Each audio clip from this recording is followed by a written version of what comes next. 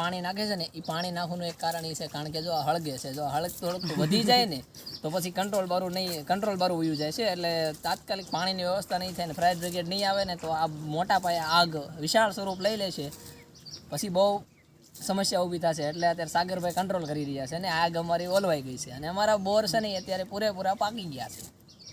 હાલ તો આ છે તો અમારી મોટી બોવડી છે અને એક છે આમ છે એક, અને આ જામફળી છે. આ અમારી વાડીએ છે ને ફ્રૂટ્સ ને એવી બધી જેટલા જે વૃક્ષો છે ને ફ્રૂટ્સ ને એ બધી એના ઝાડવાની બધું આ છે રેડી. અને અત્યારે જો કે હું રનિંગ કરવા આવ્યો હતો, પછી રનિંગ અત્યારે પૂરી કરી દીધી છે અને વિજયભાઈને વિડીયો ઉતારતા વાળી ગયો એટલે એને સાગરભાઈ બેઠા હતા એટલે હું આવી ગયો એની બાજુમાં.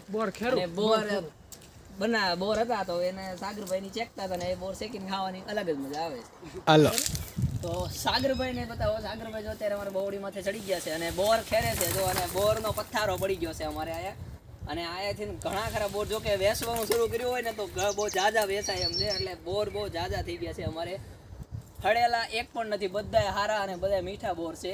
તો તમારે પણ જો ખાવા હોય તો અમારી વાડીએ આવી જાઓ. જો તમારે પણ બોર ખાવા હોય તો અમારી આ બોવડી જ્યાં છે ને એ વાડી છે અમારે.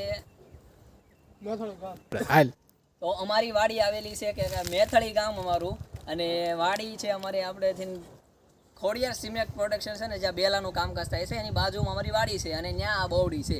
તો તમારે પણ ખાવા હોય તો તમે પણ આયા આવી શકો છો એમ. જો આ બોવડી અને આ છે અમારા પપૈયા. જો કે આયા પપૈયાથી 1, 2 ને 3 છે પપૈયાના આ જે છોડ છે એ છે, અને ઓલી બાજુ છે દાડેમ અને લીંબુડી એ બધું છે. જો તમારે પણ આવા બોર ખાવા હોય તો અમારી વિજયભાઈની ચેનલને લાઈક કરો, શેર કરો અને સબસ્ક્રાઈબ કરવાનું ભૂલતા નહીં.